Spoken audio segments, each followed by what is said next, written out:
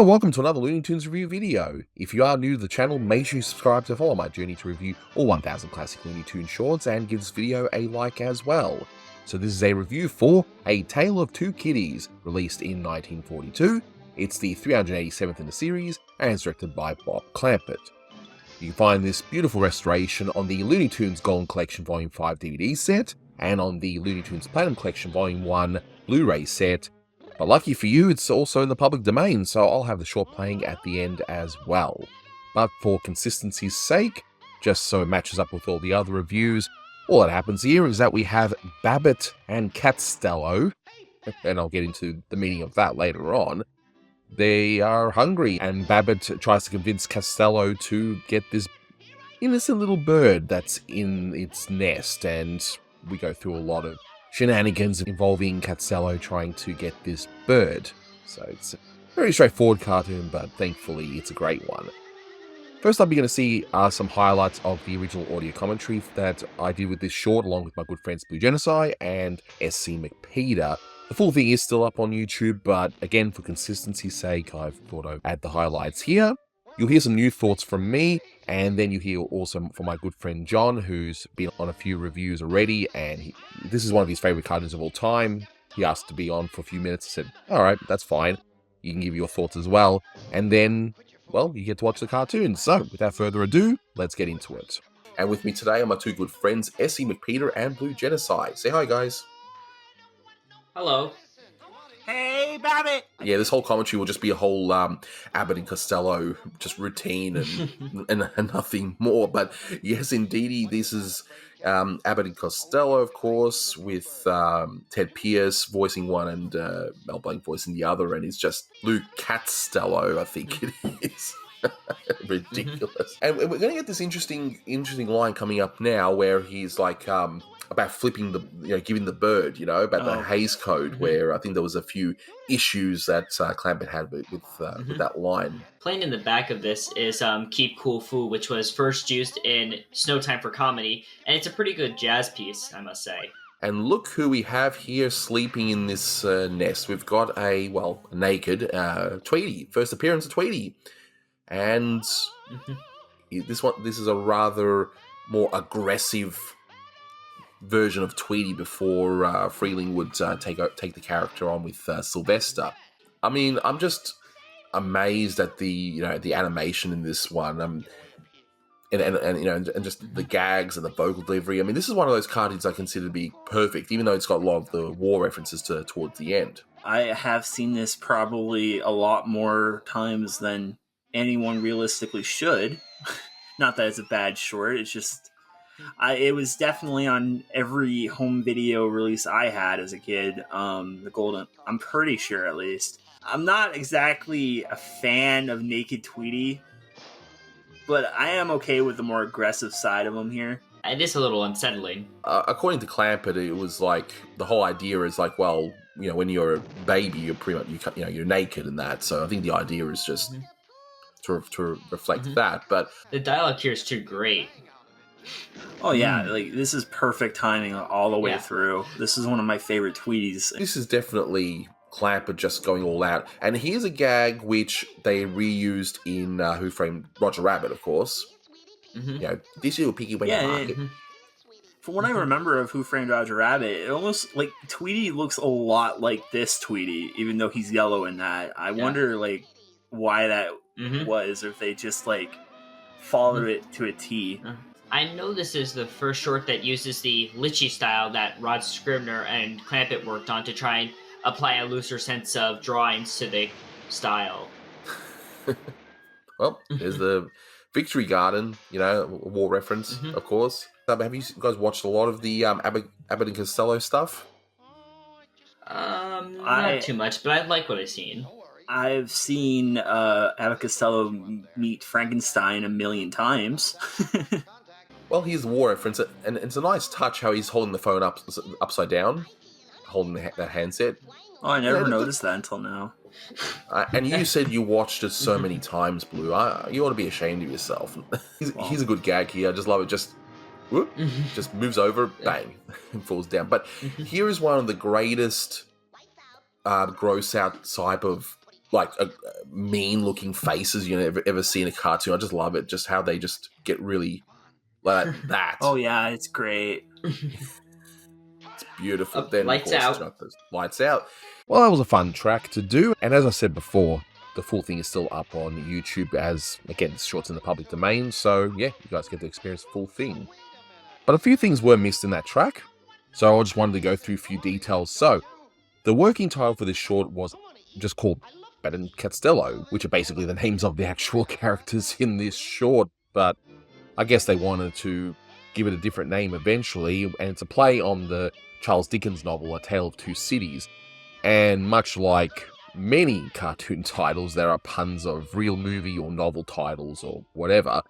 It's got nothing to do with the actual book, I can tell you that. It's way different than what the book actually is, but anyway, whatever. It's still a fun little title, even though it doesn't really do much for the actual show itself. So anyway, whatever. So you got Tweety, and already mentioned in the commentary track, yes, first appearance of Tweety, as we basically know the Clampett version, this really sadistic type character, really aggressive character, versus the sweet, more innocent-like Tweety Bird that Freetling would do later on.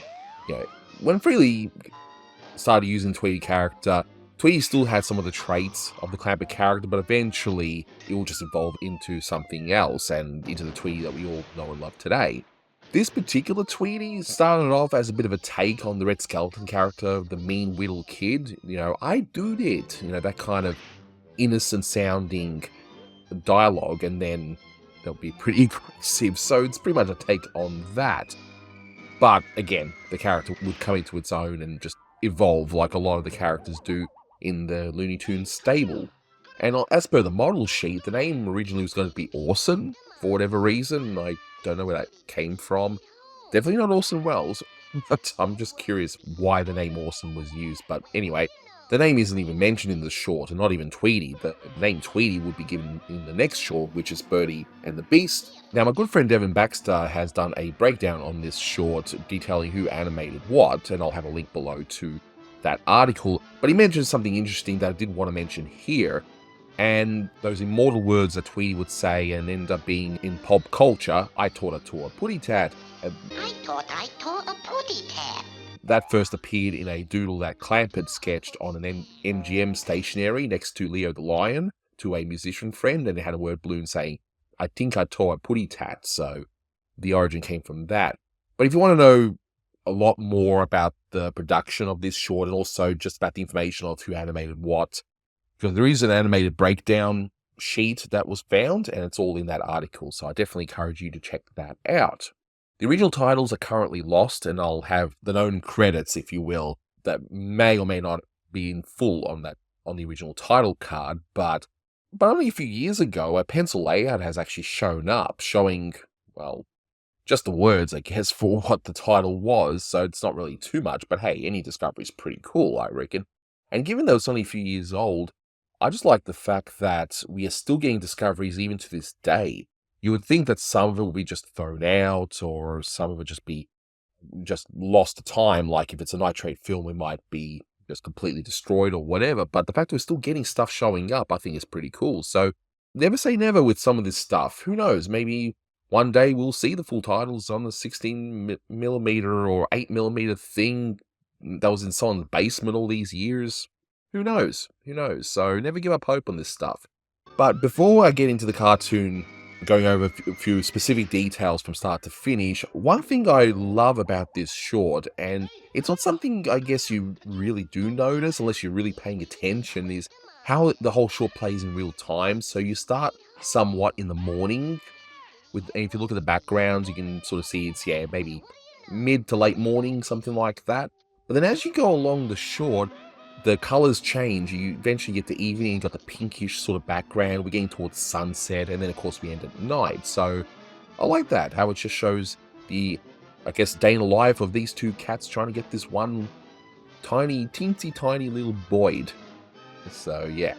But I'll just go through a few things that I wanted to point out this time around. So at the very beginning, I didn't really notice before that tiny little slap that Babbit does to Costello. I don't know, just a little touch there, just hits him. It's really, really funny, and I just like how they were able to parody Abbott and Costello so well in his short, especially in the beginning, how Costello's, I'd rather go hungry than eat a bird. So he'd be like one extreme, and then as soon as Babbitt goes, oh, it's just a teensy tiny little bird, and then Costello's like, but I don't want to fight no bird. I like birds. I go hungry first. What's the matter, Fraidy Cat? This is only a tiny little bird.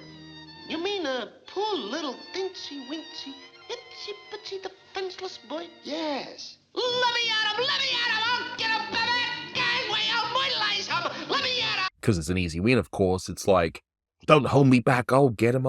And yeah, they do so well here. Ted Pierce does Babbitt so well, and Mel Blanc, who weirdly enough in his later years would say in a lot of the talk show circuits that he doesn't do impressions, and yet he's here doing an impression. So yeah, go figure. Maybe he just forgot. He did so many voices, so I guess with age and just volume of the work he did, he probably just forgot.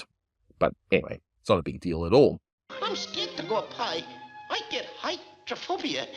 And we hear Costello say, I get hytophobia. I just love that alternate saying for fear of heights. And in case you were wondering, it's acrophobia. All right, so if you got fear of heights, it's acrophobia. He did it. He mentions he did it. That's another Mean Little Kid reference. So you've not only got the Tweety perk, but you also even got a line that said that's another reference to Mean Little Kid, and in quite a few Looney Tunes shorts as well. Hey, Babbitt, look, stilts.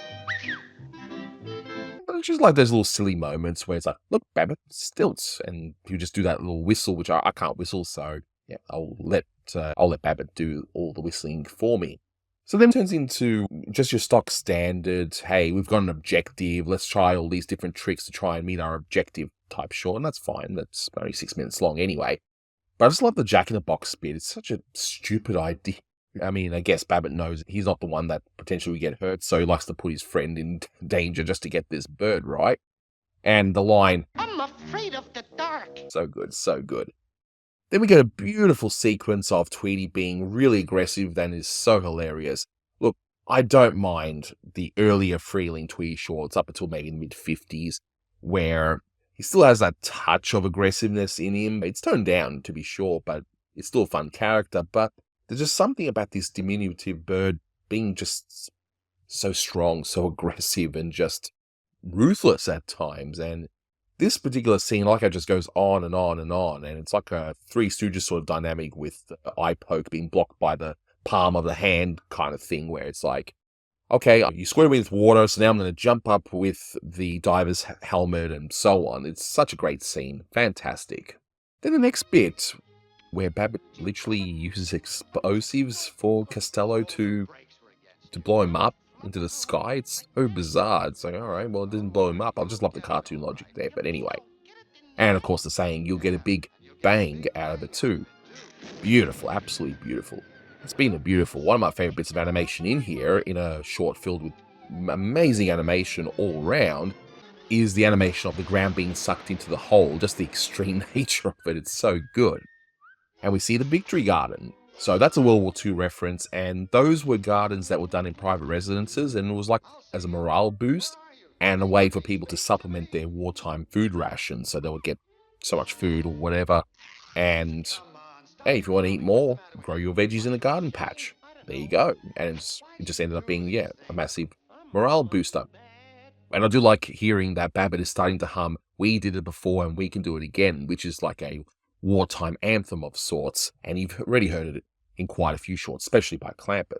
One of my favorite exchanges here, yes, I like the whole flip the bird bit in the beginning, which I already covered in the commentary, but here, I like that. Come on, stop your clowning. What's the matter with you? Aren't you ashamed? I don't know. Why do you do these things? I'm a bad pussycat.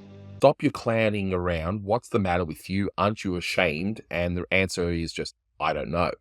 I love that. Why do you do these things? And he says, I'm a bad pussycat. That's a take on a line on I'm a bad boy. So there you go. We see a few more World War II references where you have Costello saying, look, I'm a Spitfire, and doing the usual spit gag. What else do you expect for using Spitfire, right? And it's not the first time that Clampett used that Spitfire gag. He did a few newsreel type shorts where he would have the whole Spitfire thing happening. So, hey, why not? Hello? Fourth Interceptor Command? I see an unidentified object flying around my widow head. So we hear Tweety reference the 4 Interceptor Command, and that's a reference to the Air Force unit that protected the US East Coast at the time, especially after Pearl Harbor. Another great bit of timing in this short, you have the xylophone music doing a few notes in time to the flashlights.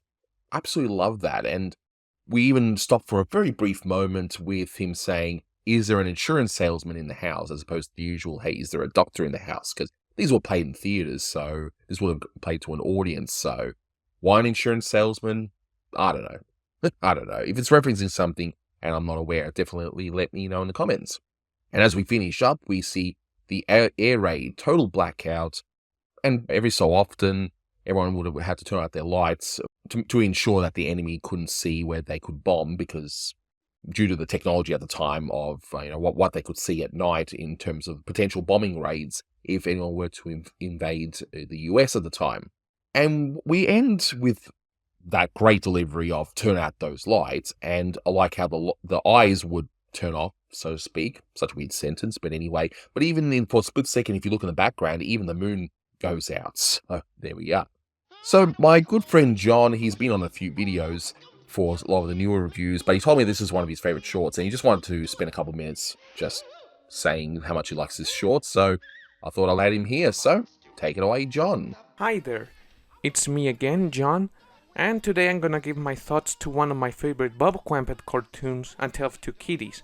So this short not only features the first appearance of Tweety, but also the first appearance of two of my favorite secondary Looney Tunes, Babbitt and Costello. And I really like those two characters, which are very Bob Clampett style designs, which is something that you don't usually see nowadays for other villain characters in the Looney Tunes. They will go more in the Chuck Jones or Friz-Freleng area of design, but these ones are pretty good. Also, the voice acting done by Ted Pierce and Mel Blanc is just so funny. There's a lot of good chemistry between the two of them, which makes it even funnier. Also, these two characters were my way to get introduced to Abbott and Costello, and I decided to check the original material, and it's pretty good. And it also leaves me with the question of why they didn't do more Abbott and Costello Looney Tunes shorts. Sure, they did later on Hollywood Canine Canteen and the two Babbitt and Costello mouse shorts. They could have made more. There's a lot of potential with Abbott and Costello in cartoons. And sure, there's later that Hanna-Barbera show the 60s, but I wish that maybe McKimson, Frelings, or Jones would have done at least some more Abbott and Costello type of cartoon, or a parody short, or feature Babbitt and Costello more. Another part is that this short features a lot of gags that I remember, especially since this is one of the shorts I've seen many times due to being in public domain. And one of my favorite gags has to be the one when Costello is at the top of the ladders and Babbitt is telling him, "Give me the bird! Give me the bird!" And then Costello looks at the audience and tells him that if the Hays Code allowed him to do it, he will show him the bird, which that is a reference to giving the middle finger.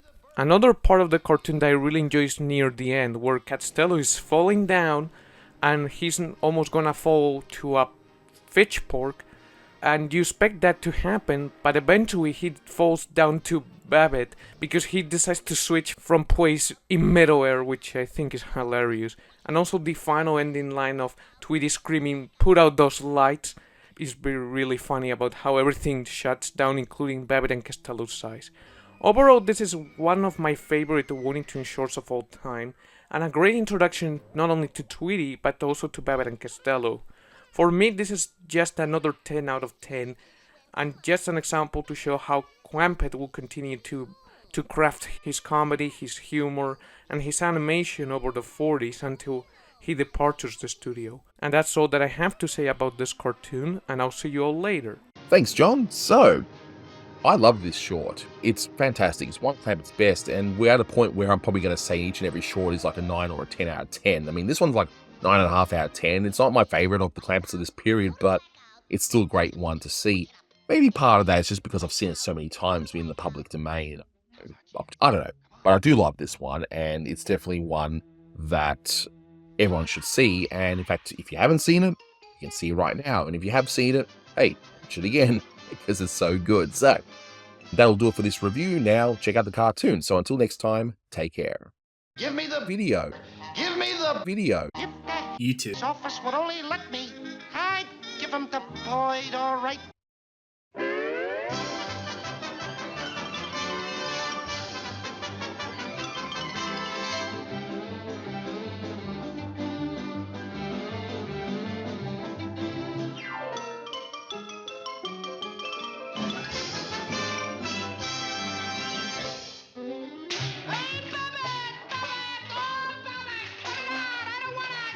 nothing to it. I won't do it, okay? I won't do it. Oh, wait a minute. Wait a minute. Oh, I don't want no part of it. Listen, I you won't want to do eat, it. don't I you? won't. Yeah, Babbitt. I want to eat. I love to eat. Well, then go up and get the bird out of that nest, and we'll eat. But I don't want to hurt no bird. I like birds. I go hungry first. What's the matter, Freddy Cat? This is only a tiny little bird. You mean a poor little dincy-wincy, itsy-bitsy defenseless bird? Yes. Let me at him! Let me at him! I'll get him, Babbitt! Gangway, I'll brutalize him! Let me at him! Take it easy, take I'll it easy. show him! Where's he get that stuff? Don't hold me back! I'll get him! I'll show him! Come on, quit your fooling. Don't Get up that ladder. Push me, Abbott! Don't Come push on, me! come on. I'm scared to go up high. I get hydrophobia. No, I don't want to Come go. on, up. Oh, don't push me. Oh, Come on. don't. You can't make me do it. You can't make me do it. He did it. Come on, stupid. Get the bird. Oh. Give me the bird. Give me the bird. If the Hayes office would only let me, I'd give him the Boyd, all right.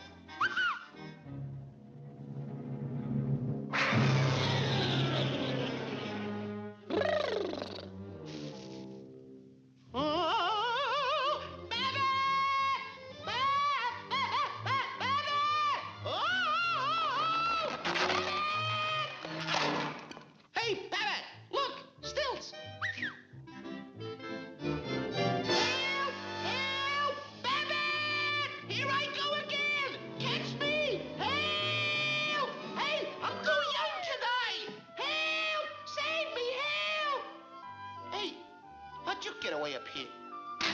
Say, Babbitt, are you sure this thing is gonna be okay? Of course, of course. Everything's under control. Don't push me down in a box, Babbitt. Please don't do it. Don't do it. Hey, Babbitt! Oh, Babbitt! Babbitt! What's the matter now? I'm afraid of the dark. Well, I'll let you out then.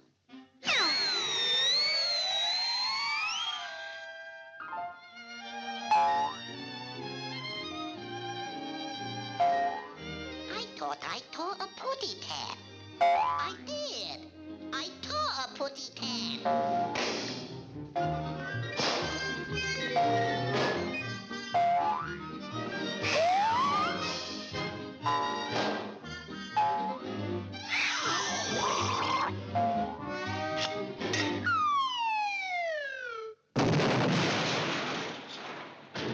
Oh, the poor putty cat. He crushed his witty head. Gee, Babbitt, I'm just no good. Oh, the brakes were against you. I'm a flopperoo. I can't even get the boy. Don't worry, you'll get it all right. You mean I'll get it in the end? Yeah, and you'll get a big bang out of it, too. Well, that sure takes a load off of my mind.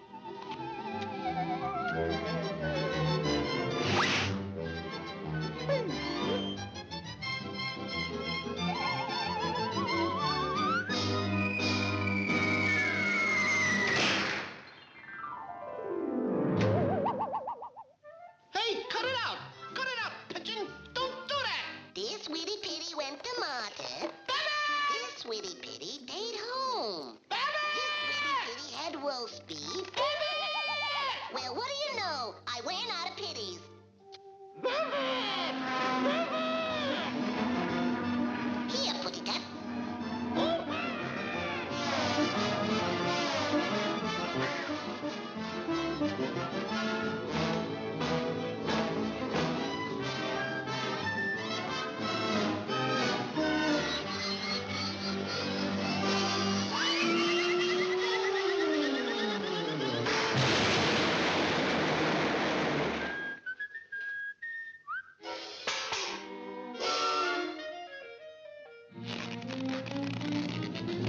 I'll save you.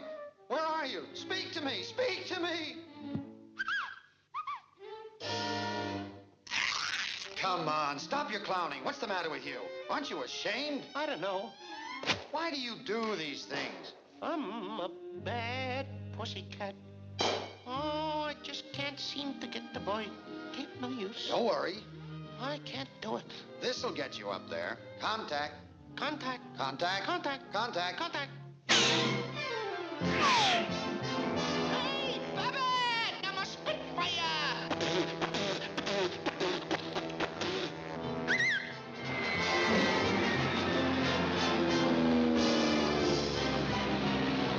Hello? Falk intercepted command? I see an unidentified object flying around my widow head.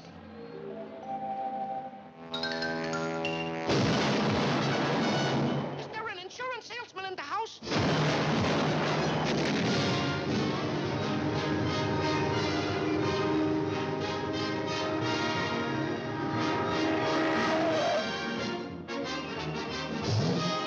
Airway, lights out, total blackout.